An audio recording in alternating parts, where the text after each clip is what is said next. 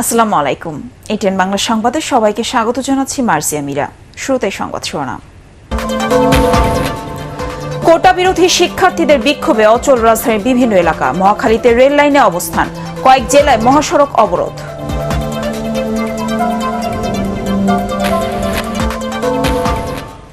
আন্দোলনকারীদের ওপর ছাত্রলীগের হামলায় অ্যামনেস্টি ইন্টারন্যাশনালের নিন্দা। শিক্ষার্থীদের নিরাপত্তা নিশ্চিত করার তাগিদ।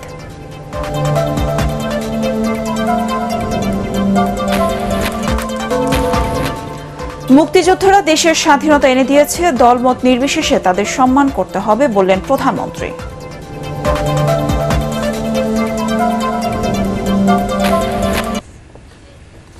শুনছিলেন সংবাদ শিরোনাম, এবার বিস্তারিত। কোটা বিরোধী আন্দোলনকারী শিক্ষার্থীদের ওপর হামলার প্রতিবাদে রাজধানীর বিভিন্ন সড়ক অবরোধ করেছে শিক্ষার্থীরা। গতকাল রাতে বৈষম্য বিরোধী ছাত্র আন্দোলন বিকেল ৩টায় সারা দেশে শিক্ষা প্রতিষ্ঠানে বিক্ষোভ সমাবেশ কর্মসূচি ঘোষণা করলেও সকাল থেকে রাজধানীর সায়েন্স ল্যাব, মোহাম্মদপুর বেড়িবাঁধ, বিরুলিয়া ব্রিজ, বনানী বাসাবো, নতুন বাজার, তেজগাঁও সহ বিভিন্ন এলাকার সড়ক অবরোধ করে বেসরকারি বিশ্ববিদ্যালয় ও কলেজের শিক্ষার্থীরা। বেলা ১২টা নাগাদ নতুন বাজারে সড়ক অবরোধের সময় ইউনাইটেড ইন্টারন্যাশনাল ইউনিভার্সিটির শিক্ষার্থীদের সাথে সংঘর্ষ হয় ছাত্রলীগের।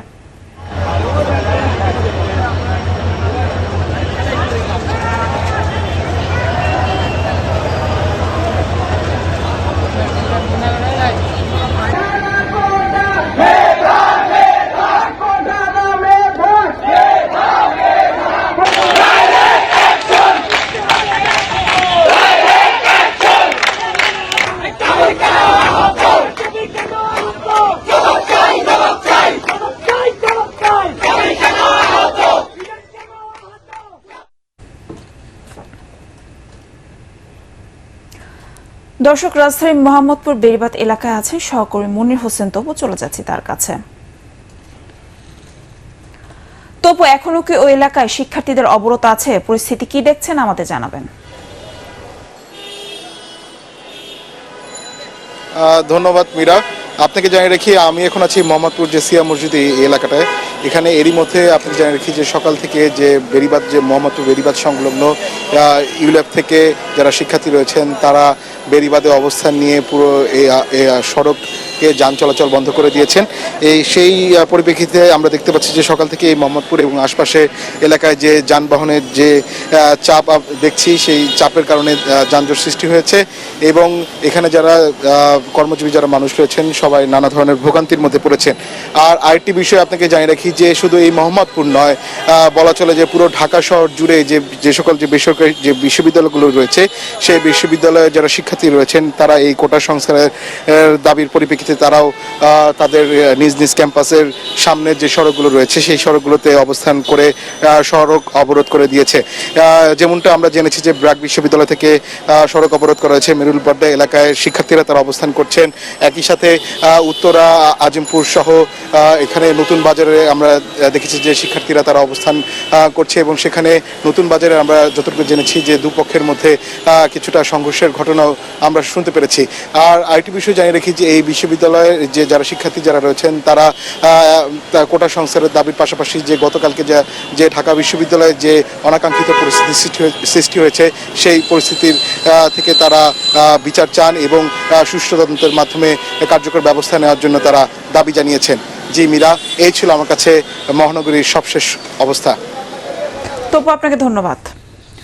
স্বাধীনতা ও মুক্তিযুদ্ধকে কটাক্ষ, রাজাকারের সাফাই এবং সাধারণ শিক্ষার্থী ও নেতাকর্মীদের উপর হামলার প্রতিবাদে বিক্ষোভ সমাবেশে ডাক দিয়েছে বাংলাদেশ ছাত্রলীগ। দুপুর থেকে ঢাকা বিশ্ববিদ্যালয়ের সন্ত্রাস বিরোধী রাজু ভাস্কর্যের পাদদেশে এই বিক্ষোভ সমাবেশ আয়োজনের চেষ্টা চলছে। সোমবার রাতে ছাত্রলীগ কেন্দ্রীয় সংসদের সভাপতি সাদ্দাম হোসেন এক বিবৃতিতে এ কর্মসূচি ঘোষণা করেন। এদিকে শিক্ষার্থীদের ওপর হামলার প্রতিবাদ ও প্রধানমন্ত্রীর বক্তব্য প্রত্যাহার এবং এক দফা দাবিতে বিকেল ৩টায় দেশের সব বিশ্ববিদ্যালয় বিক্ষোভ মিছিল করার ঘোষণা দিয়েছে বৈষম্য বিরোধী ছাত্র আন্দোলন।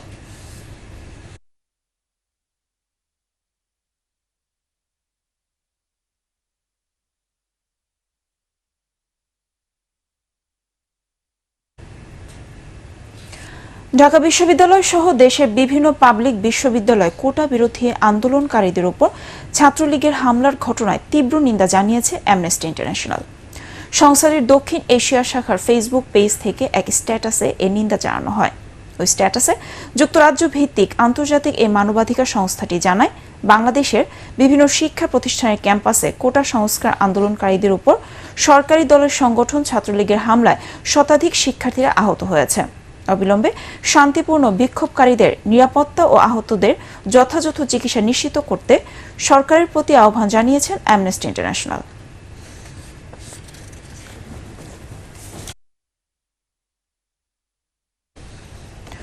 মুক্তিযোদ্ধারা যে দলেরই হোক না কেন, যুগ যুগ ধরে তাদের সর্বোচ্চ সম্মান দিতে হবে বলে মন্তব্য করেছেন প্রধানমন্ত্রী শেখ হাসিনা।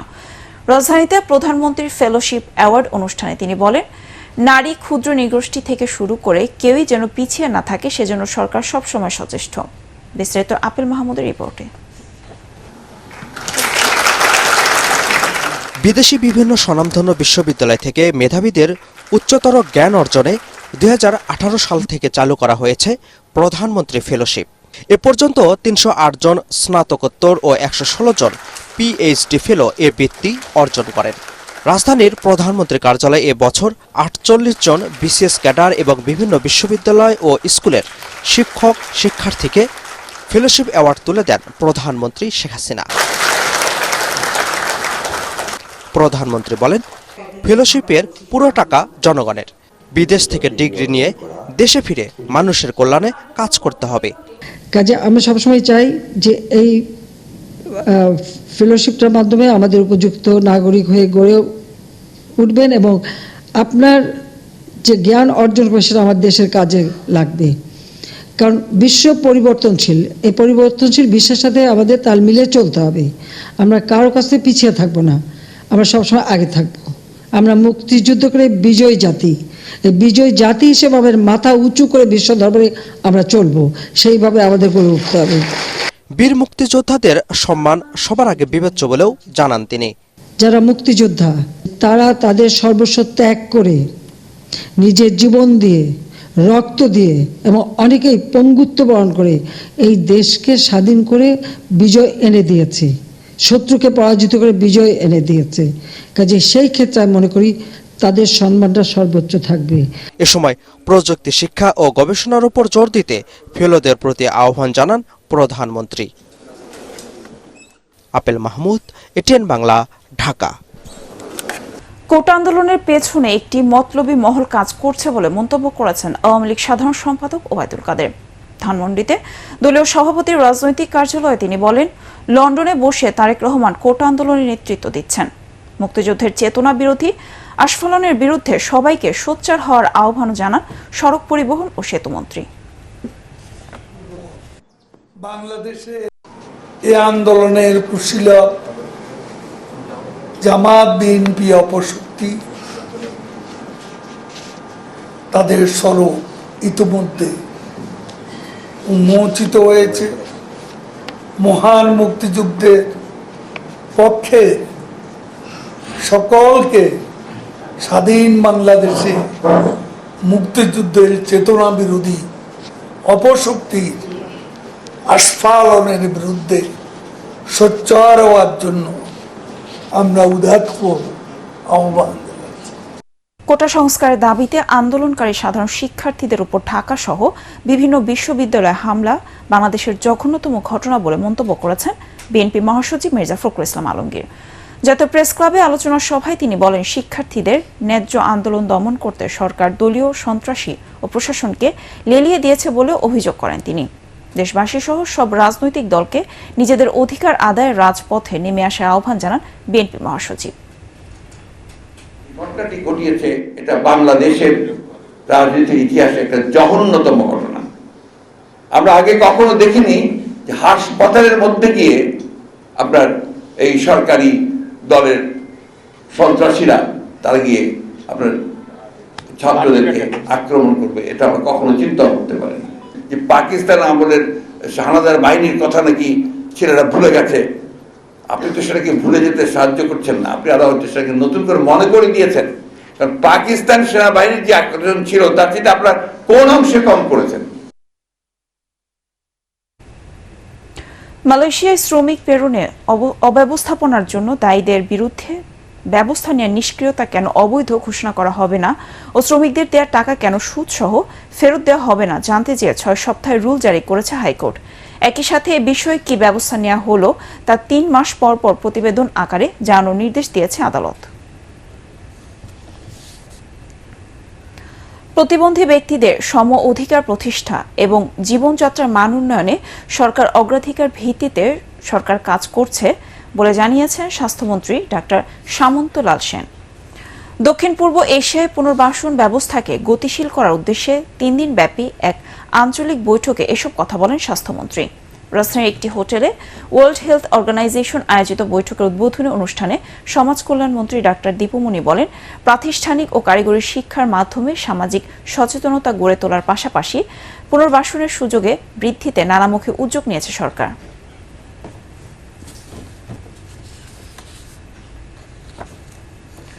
মানিকগঞ্জে ভয়াল রূপ নিয়েছে পদ্মার ভাঙন। 2 সপ্তাহে নদীগর্ভে বিলীন হয়েছে কয়েকশো বিঘা ফসলি জমি, ঘরবাড়ি ও স্থাপনা। ভাঙনের মুখে পড়েছে 5 কোটি টাকা ব্যয়ে সদ্য নির্মিত মুজিব কিল্লা সহ কয়েকটি প্রতিষ্ঠান। মানিকগঞ্জ প্রতিনিধি শহীদুল ইসলাম সুজনের পাঠানো রিপোর্ট জানাচ্ছেন কেরামতুল্লাহ বিপ্লব। প্রতিবছর বর্ষা মৌসুমে যমুনা নদীর পানি বাড়লেই ভাঙন শুরু হয় শিবালয়ের আলোকদিয়া চরে। এবার সেই ভাঙন শুরু হয়েছে ব্যাপকভাবে। চরের বাসিন্দারা জানান, যমুনার পানি বাড়ার সাথে সাথে নদী তীরের প্রায় 4 কিলোমিটার এলাকা ভাঙছে। নদীগর্ভে বাড়িঘর, জমি হারিয়ে মানবেতর দিন কাটাচ্ছেন বেশ কিছু পরিবার। ভাঙন কবলিত চরের অনেক মানুষই বাড়িঘর সরিয়ে রাস্তার পাশে আশ্রয় নিয়েছেন। অনেকের রাত কাটছে খোলা আকাশের নিচে। সরকারিভাবে ভাঙন ঠেকাতে কোনো ব্যবস্থা না নেয় ক্ষোভও জানিয়েছেন তারা। এই 2 মাসের মধ্যে অনেক ঘর বাড়ি ভাঙিয়ে চুরিয়া গেছে, আমরা থাকার জায়গা নাই, আমরা কই যাবো কি করবো কিছুই ঠিক পাই না। নদী একবারে খেপছে। নদী মনে করেন অনেক দূরে ছিল, ঘর বাড়ি ছিল সেখানে ভাঙিয়ে চুরিয়ে গেছে। আরো আপনি গোমত বিভিন্ন লোক আইছে, আমরা তাদেরও বলছি, এরকম বক্তব্য দিছি, কোনো কাজ হইতেছে না। শিবালয়ের ওই চরে ভাঙনের ঝুঁকিতে আছে 5 কোটি টাকা ব্যয়ে নির্মিত মুজিব কেল্লা, একটি সরকারি প্রাথমিক বিদ্যালয় সহ বেশ কিছু প্রতিষ্ঠান। পানি উন্নয়ন বোর্ড ও স্থানীয় প্রশাসনের কর্মকর্তারা বলছেন, এইসব রক্ষায় ব্যবস্থা নিচ্ছেন তারা। আলোকদিয়া চরে জরুরি ভিত্তিতে জিও ব্যাগ ফেলে আসলে দীর্ঘমেয়াদে এলাকাটি রক্ষা করা সম্ভব না।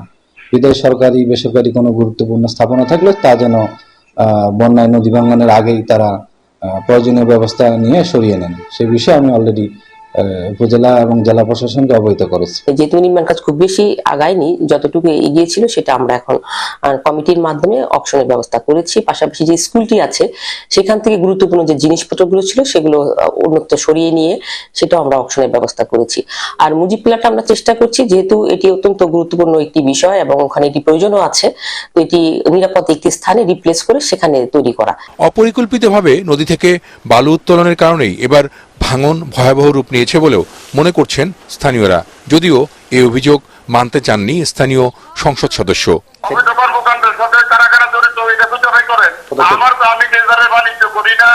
আমি প্রশাসনের কর্মকর্তা না, ড্রেজার বন্ধ করা আমার দায়িত্ব না। আমি সংসদ সদস্য, আমার এলাকার উন্নয়নের কর্মকাণ্ড করা আমার দায়িত্ব। আপনি যান, আপনি প্রশাসনের কাছে যান, থানায় যান, ইউনো অফিসে যান, ডিসি অফিসে যান। ভাঙনের কবল থেকে আলোকদিয়ার চর বাঁচাতে দ্রুত সরকারি পদক্ষেপ চেয়েছেন ক্ষতিগ্রস্তরা। Bureau report, ATN Bangla. এবার আল আরফ ইসলামী ব্যাংক অর্থ সংবাদ।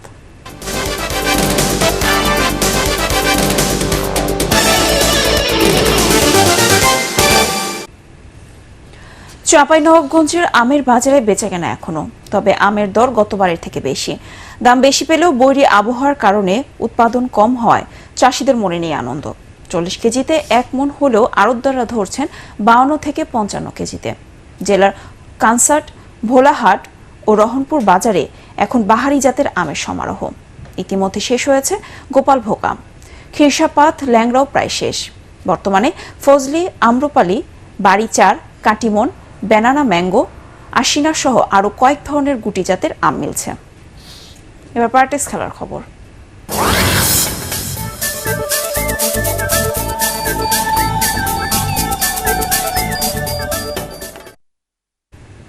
এশিয়া কাপে অংশ নিতে দুপুরে শ্রীলঙ্কার উদ্দেশ্যে দেশ ছেড়েছে বাংলাদেশ নারী ক্রিকেট দল।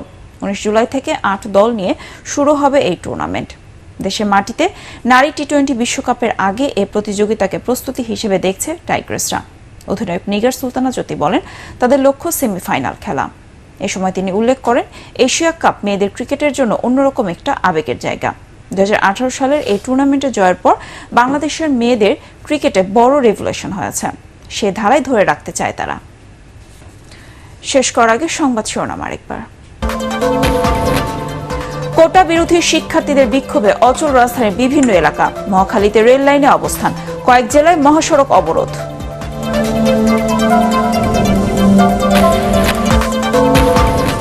আন্দোলনকারীদের ওপর ছাত্রলীগের হামলায় অ্যামনেস্টি ইন্টারন্যাশনালের নিন্দা, শিক্ষার্থীদের নিরাপত্তা নিশ্চিত করার তাগিদ।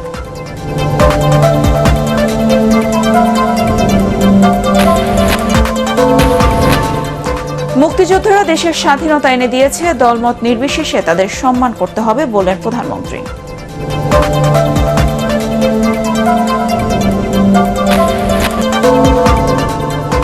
পরবর্তী সংবাদ দেখার আমন্ত্রণ জানিয়ে এখনকার মতো শেষ করছি। এটিএন বাংলা সংবাদ ইউটিউবে দেখতে ব্রাউজ করুন youtube/ATN বাংলা। ধন্যবাদ সবাইকে।